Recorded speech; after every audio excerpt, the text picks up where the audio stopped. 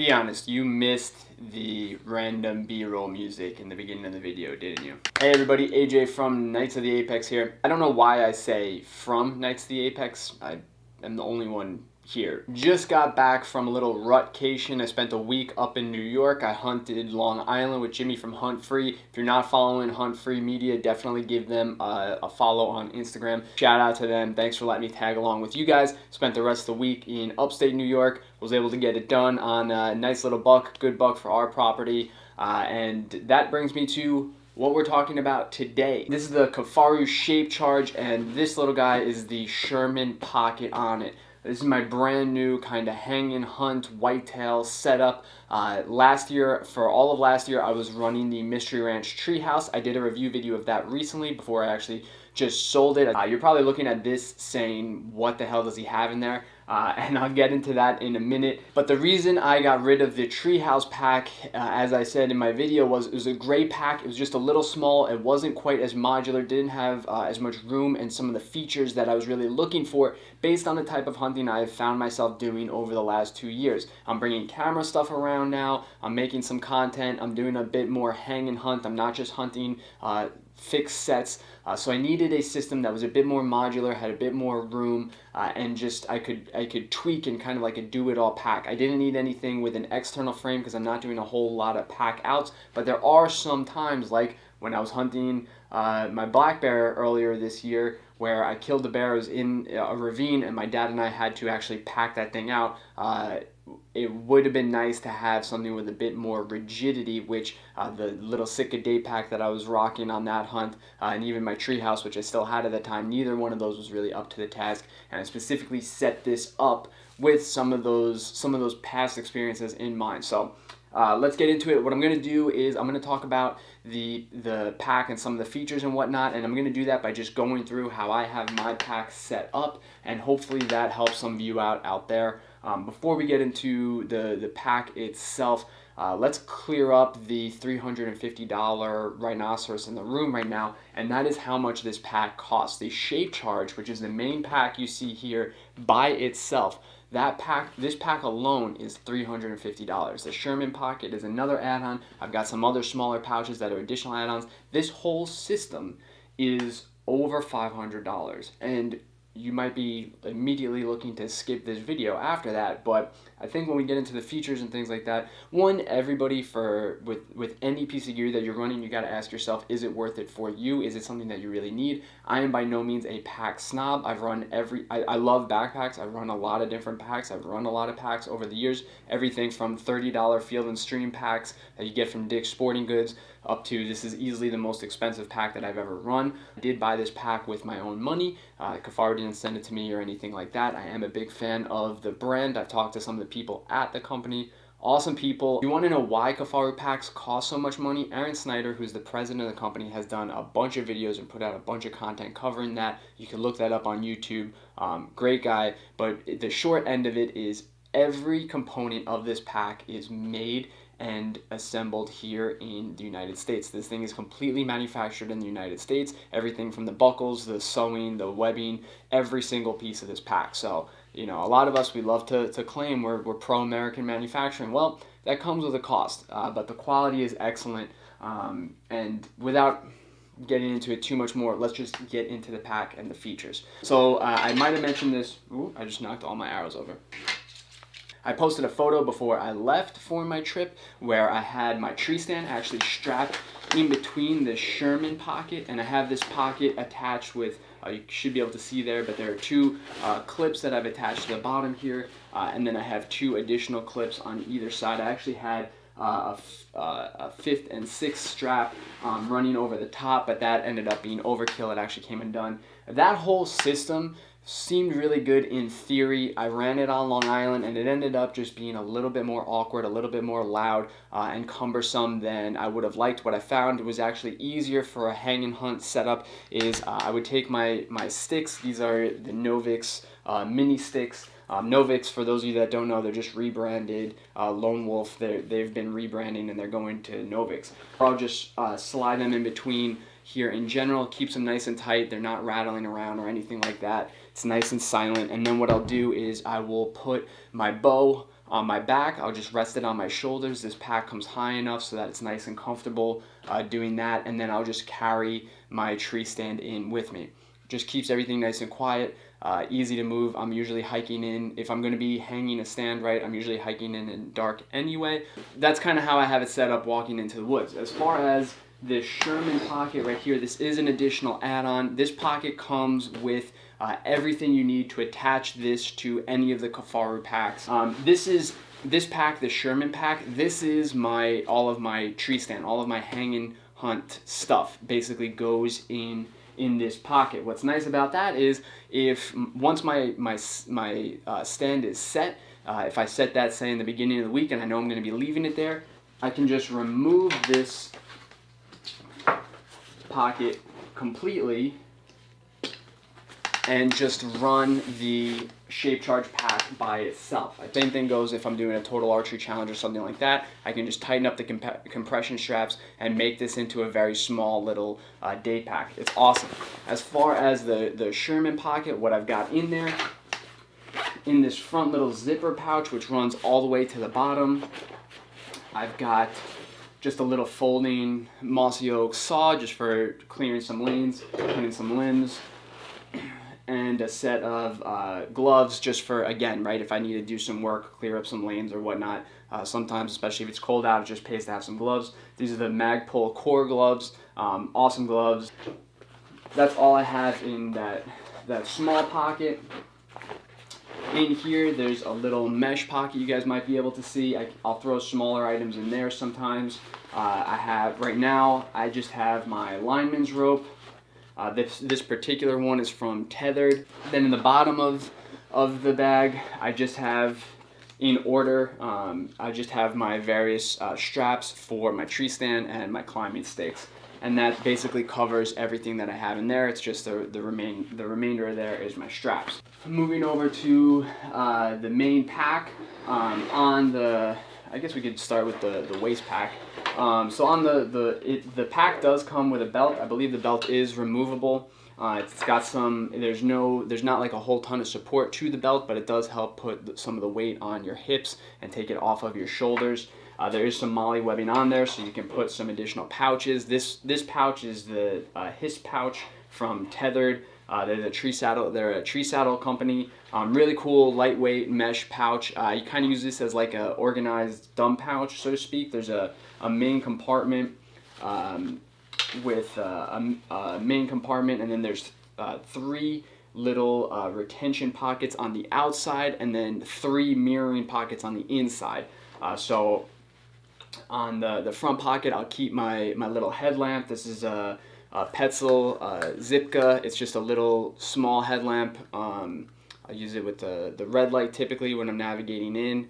And then this is nice because this little Zipka, it's just a spring-loaded retention system, so I can actually strap this to if I have my binos on my chest, or I can put this on my shoulder strap or something like that. I can just easily wrap it around and attach it quickly. It's a nice small, lightweight little light, and it gives me more than enough light to navigate in. I'll leave this larger pocket in the front empty. And then I'll put my wind indicator in the back pocket. In the main compartment,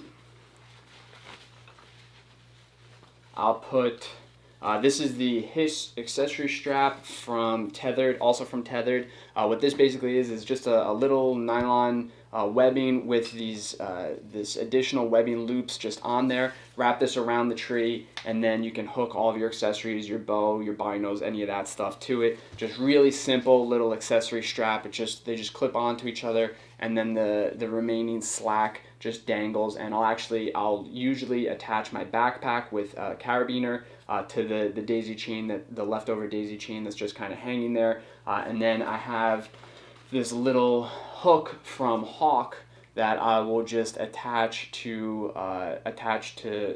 two of the webbing, twist it around. You could also put this on like a branch if you have a branch hanging out. and then I'll just hang my bow right on that hook. So real cool, lightweight little system. That's new. That's something new that I've been experimenting with this year. I've used like those extension arms from Realtree and Hawk and other companies in the past. I just found that, especially when it's cold, trying to dig those things in can sometimes be a pain. Sometimes I'll throw some of the last straps that I'll use for the tree stand on here, as well as like my pull line. I'll keep the pull line attached to the stand or my bow, right? And then I'll just hoist that up, have my backpack on me, grab those last couple straps out of here, and then I can strap it up while I'm already at the top of the tree, and then I can just set up my accessory straps and all that stuff. So that covers the left side of my belt. On the right side, I just have, this is a Peak Designs capture clip. This is for my camera, which I'm filming on right now. That's why you can't see that. And then on this side of the belt, I just have a small, this is an Alaska Guide Creations rangefinder pouch. I go back and forth whether or not I use my rangefinder or throw my release in here. Sometimes I'll throw my release in my pocket or my rangefinder in my pocket. On the two side pockets, the water bottle pockets are extremely generous. They're nice size. The compression straps actually run through the pocket, so if you're running a smaller bottle like this little Yeti thermos, you can put it in between the retention strap, and that'll keep it nice and tight. That's been a complaint that I've had with some other packs in the past, is that if you're running smaller bottles, you bend over or something and the bottles fall out. I haven't had that happen. I hunted with this thing for the last couple of weeks, and I haven't had any issues with that. So that's really cool right there. On the other side, so I'll usually put coffee or something warm in one of them, and then just water bottle in the other. Getting to the pockets, so on the top here you have a small pocket. I'll usually just keep smaller items, stuff that I want to get to kind of when I get to the stand or when I stop, that I want to just have readily available. So I've got just a First Light beanie, some gloves, and a little neck gaiter that I just cram everything into the beanie. And this is the Tag merino beanie from First Light, I believe, and that's everything that I have in there. There's a little lanyard right here for your keys or anything else that you don't want to lose if you want to store that in there as well. Then this top lid pouch is really nice and convenient. There's a little organizer right here, so I've got wet wipes. Never go into the woods without wet wipes, so I keep wet wipes in there. And then sometimes I'll keep like a backup release or something like that in one of these other pockets, and depending on the size of your grunt tube, ooh, my grunt tube fell apart, but depending on the size of your grunt tube or maybe a knife or something, you could store that in this skinny pocket right here. So the main compartment, I have this thing loaded up right now, so this thing is very generous. What I do like about the flap is that it's a horseshoe flap on this pack, so when you're in a tree stand and I have this hung up, I can just undo just a flap, let it hang down like that, and now this interior pocket is very accessible. What I'll do is I'll keep my snacks on one side, so I've got some Boyke's jerky, some RX bars, and then I'll keep like hand warmers and foot warmers and other things on the other side. The pocket's nice because it compresses everything nice and tight to the top of the lid, so it keeps these kind of items that you can probably hear how loud these things are crunching. Keeps them nice and tight so they're not crunching when I'm walking around. So really nice, easy to access when I'm in the tree. Then in the main compartment right now, I've got this thing stuffed with, and you can see how much room that this pack has the potential for. So this is the First Light. This is the Woodbury jacket. This is an older jacket from First Light. It's extremely puffy.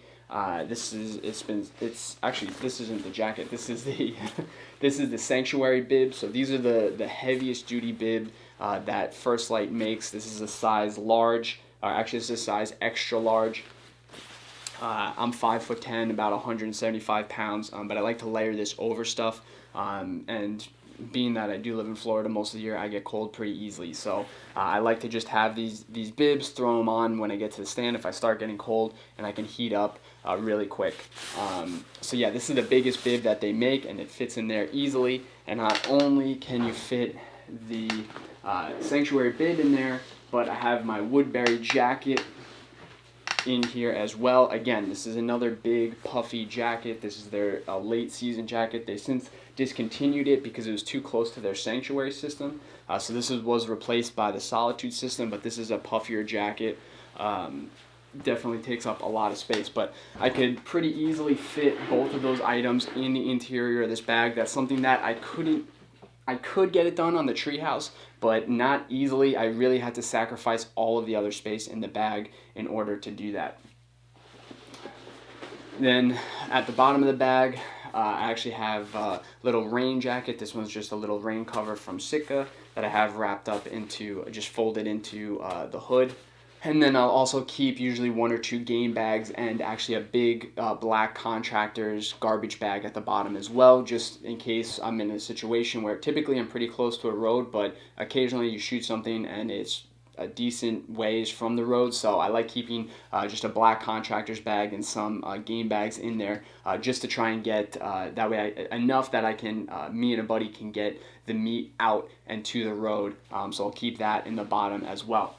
To hang this thing in the tree, all I did was I took this little kind of loop that slides into the molly, and I used one of the clips that came with the Sherman pocket, and I just used some paracord and one of the tethered carabiners that I replaced, and I just attached that to the inside of this molly panel that goes through the inside, the back panel of the pack. And I can just flip this up and then hang this from my hist strap from tethered. And if I'm not using this, again, right, like if I'm hunting out of a ground blind, or I'm doing a total archery challenge, I'm not going to be hanging my backpack up anywhere, I can just remove that completely. There's another zipper mesh pocket that runs the rest of the second half, the bottom half of the pack. What I'll keep in there is my possibles pouch and my kill kit. And all that is, I keep my tags, I'll keep my Taito knife, a set of gloves, some little boo-boo stuff, because sometimes when you're gutting animals, or you're cutting them up, or you're field dressing them, you get little nicks and cuts. There's actually some stuff that I've definitely got to replace in there. Zip ties for my tags and whatnot. Allen keys, little things like that. I keep all of that in these Magpul. This is a DACA pouch. These things are awesome. I've used these Kifaru stuff sacks in the past, and these things are great as well. This is a super lightweight option, again, for you guys that maybe you're backpacking in, weight's more of a concern. The one thing with those is if you're going to be putting like tools and things that like have edges or a little sharp, you can puncture those easier than these things. These DACA pouches are just a bit more durable. It's just a zipper pull with some paracord on it. And it's got a see-through front cover, so you can see everything that's in there. And I've actually got to clean that out because there's some bloody stuff in there. And I just unzipped that, and it smells rank. Alright, so I always forget something and realize in post-production that I should have talked about something. One little feature that every single Kifaru pack comes with is this little chamber pocket. A real simple little organizer pocket. It just goes in right here. I remove it. I just found that I wasn't using it. But really cool little organizer pocket that every pack, from their day packs all the way up to their larger packs, all come with. So just a nice little thing to have. Didn't want to leave that out. So that's about it. You can see if I throw this back up, right, this is everything pretty much removed from the pack. So I'm left with, I can shrink this pack down. You can see it gets nice and flat. So when I need the space, I have it, right? When I don't need the space, I can shrink this pack down. It'll get nice and small and unobtrusive.